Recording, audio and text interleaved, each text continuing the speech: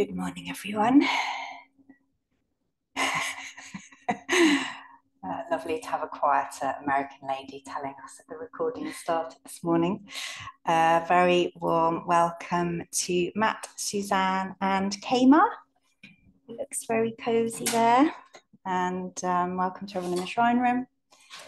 We will begin today with a Dharma glimpse by Barbara, which Barbara has kindly agreed to read for us. Over to you.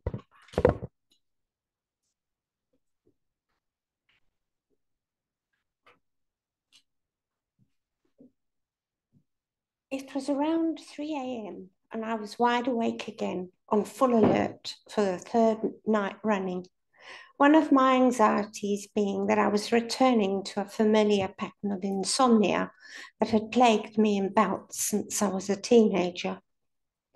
I tried a new strategy, imagining that I was on a walk, but I was barely in the woods when up popped another worry, and I was off chasing it and escalating anxieties. After a while, I decided to get up and do something useful. The house was bitterly cold, but I returned from downstairs with a hot drink, water bottle, and December fan by Manshi Kayozawa, the book we are studying in our book group. I groaned inwardly at the title of a new chapter, My Religious Conviction. I was skeptical and had adamantly denied having any religious conviction, despite having assiduously meditated for over 15 years. I longingly cast eyes on my new novel, but began reading the chapter. Kayazawa wrote, religious conviction refers to the mind that trusts Tathagata. In his mind, they refer to one and the same reality, not two different things. Oh dear, is this like the Holy Trinity, I thought. He asks, what is my religious conviction? It is to trust Tathagata. And what is the Tathagata that I trust? It is a fundamental reality underlying my existence. What a lot to digest, I thought, especially at 3 o'clock in the morning. As I continued reading, I became increasingly immersed in his reasoning. Firstly, that if we trust in Tathagata, we are relieved of distress and suffering. Therefore, there can be no room for my anxieties, my what-ifs and should-haves, and if only I'd done this or that. These benefits only follow if there is trust. Secondly, after much searching within himself, Kayazawa reached the conclusion that our intellect is limited and that the meaning of life is inscrutable. He entrusts all matters to Tathagata, being aware of his own total ignorance, the most essential point of his religious conviction. Thirdly, he emphasizes that his religious conviction is the fundamental reality in which he cannot help but trust. Captivated by now in the whole chapter of Kayazawa's humane reasoning, he writes that Tathagata's infinite compassion, infinite wisdom, and infinite power is limitless. I thought deeply as I reread and mulled over sections. It made real sense and was so sensitively written, allowing us into his thoughts and struggles. But I was tired now, and perhaps it was time to let go of my own worn-out defenses over religious conviction and consciously trust in Tathagata. I turned off the lamp, snuggled under my duvet, and with a feeling of diving into the unknown, felt great calm as I sank into a deep sleep. Namo Amida Bu. Namo Amida Bu. Thank you so much. You've extinguished the candle with your glimpse of enlightenment. It went out just as you finished. That's a very, very good sign. Okay, so we will now move into some quiet together. On Wednesday, we did breathing Nembutsu. I'll invite you to do the same if you would like today. Letting the name of Amida float on your breath. You can either use the word Amitabha, Ami on an in-breath and Taba on an out-breath, or you can use Namo Amida Bu, Namoa on the in-breath and Mida Bu on the out-breath. So don't change your breath, just let it be however it is, and allow the Nembutsu, the name of Amida, to follow. When your thoughts wander, which they will, just notice, give them a little bow and return back to the Nembutsu. Namo Amida Bu.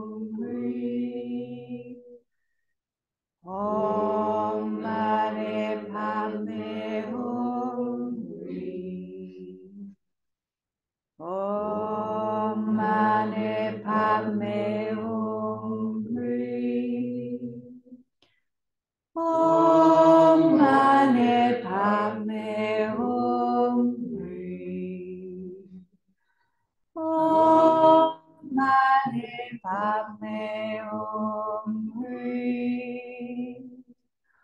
Om Mani Padme Hum Hri. Om Mani Padme Hum Hri. Om Mani Padme Hum Hri. Om Mani Padme Hum Hri. Om Mani Padme Hum Hri. Om Mani Padme Hum Hri. Om Mani Padme Hum Hri.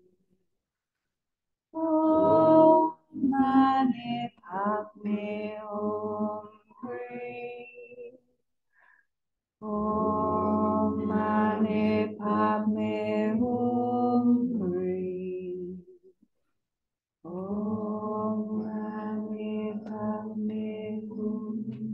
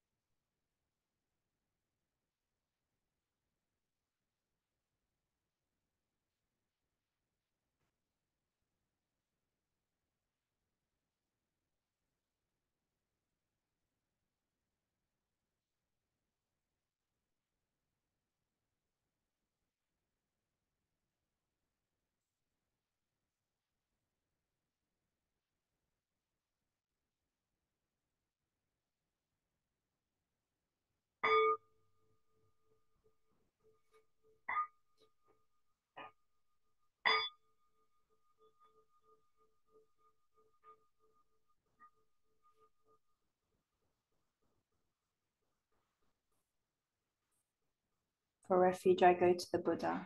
For refuge, I go to the Buddha. The one who is awake and full of love.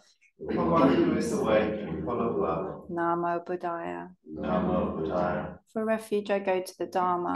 For refuge, I go to Dharma. All that guides us to wisdom and compassion. All that guides us to wisdom and compassion. Namo Dhammaya. Namo Dhammaya. For refuge, I go to the Sangha. For refuge, I go to the Sangha. Those who live in the Buddha's light. Those who live in the Buddha's light. Namo Sanghaya. Namo Sanghaya. With faith in the three jewels. With faith in the three jewels. I pray that I may not take life. I pray that I may not take life. With faith in the three jewels. With faith in the three jewels. I pray that I may not steal. I pray that I may not steal. With faith in the three jewels. With faith in the three jewels. I pray that I may not fall into sexual misconduct. I pray that I may not fall into sexual misconduct. With faith in the three jewels. With faith in the three jewels. I pray that I may avoid wrong speech. I pray that I may avoid wrong speech. With faith in the three jewels. With faith in the three jewels. I pray that I may avoid intoxication. I pray that I may avoid intoxication. No blame. No blame. Be kind. Be kind. Love everything. Love everything. Innumerable are sentient beings. We vow to save them all. Inexhaustible are deluded passion. We vow to transform them all. Immeasurable are the Dharma teaching. We vow to master them all. Infinite is the Buddha's way. We vow to fulfill it completely.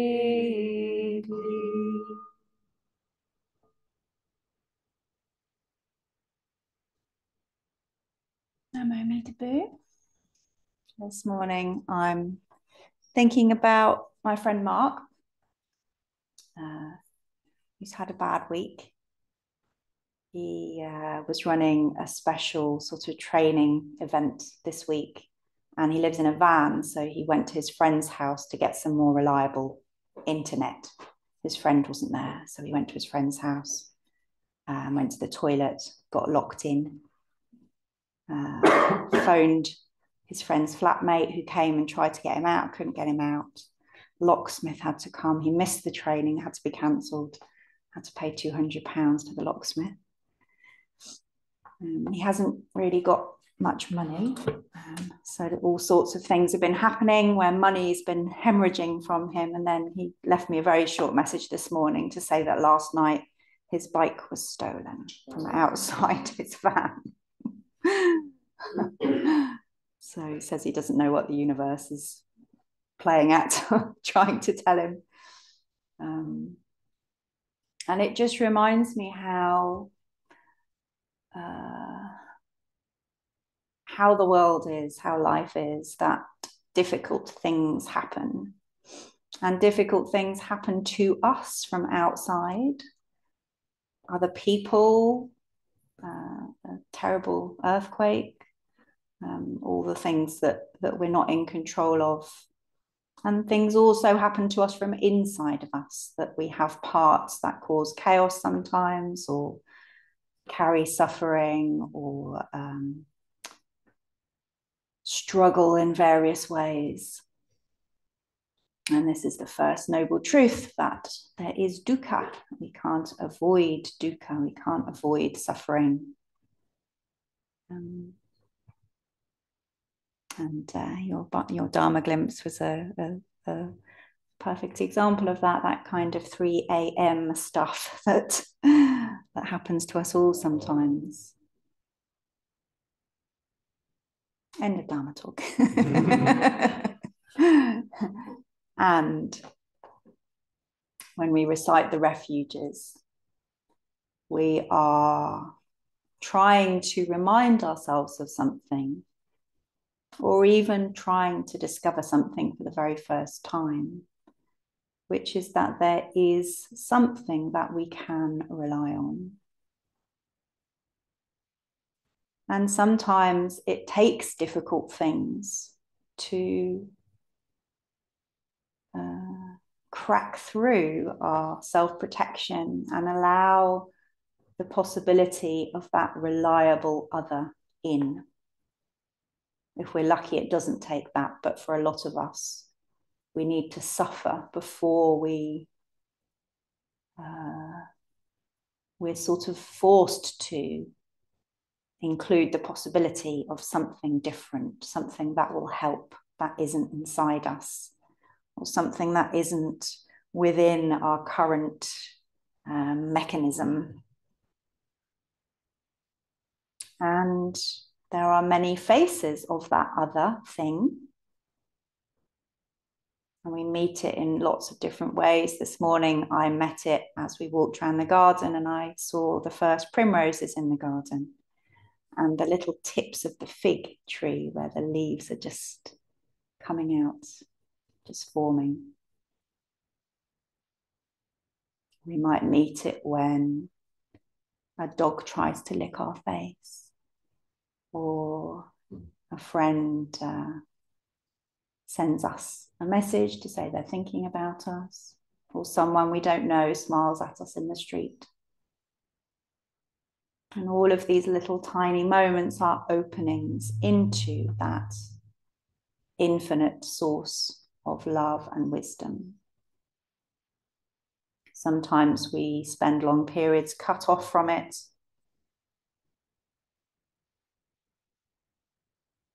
And even then,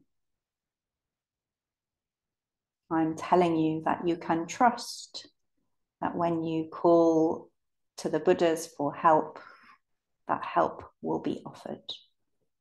Maybe not in the form you expect, maybe not in the form you would like, but it will be offered.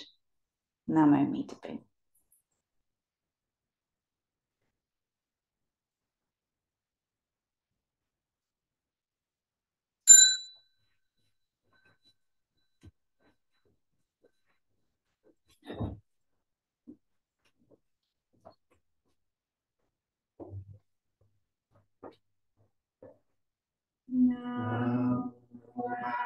Amida Bu. Namo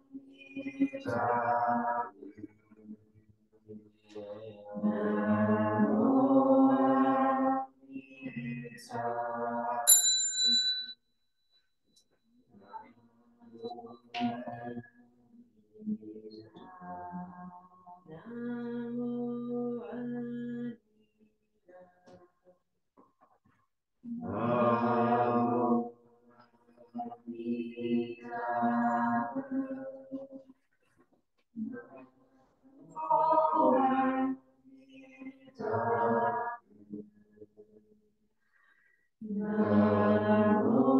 Namo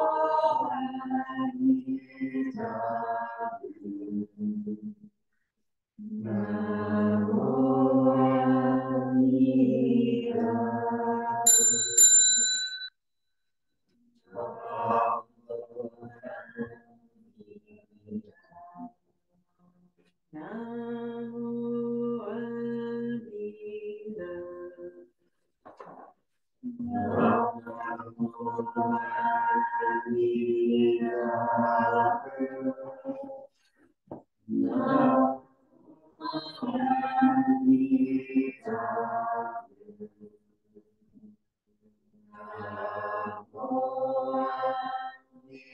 Namo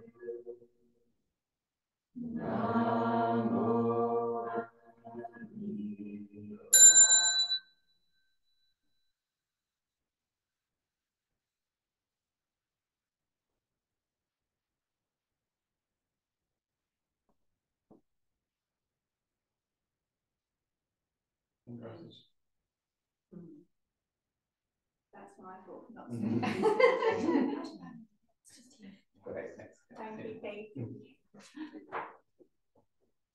We dedicate the merits of this incense offering to all Buddhas and Bodhisattvas throughout space and time. May it be fragrant as earth herself, reflecting our careful efforts, our wholehearted awareness, and the fruit of understanding slowly ripening. May we and all beings be companions of Buddhas and Bodhisattvas. May we awaken from forgetfulness and release our true home.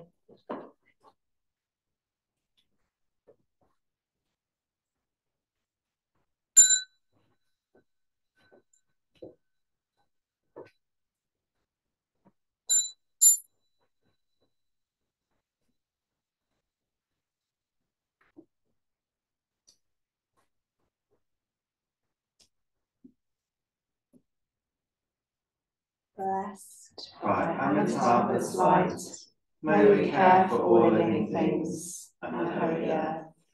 Namo Amida Bu, just a couple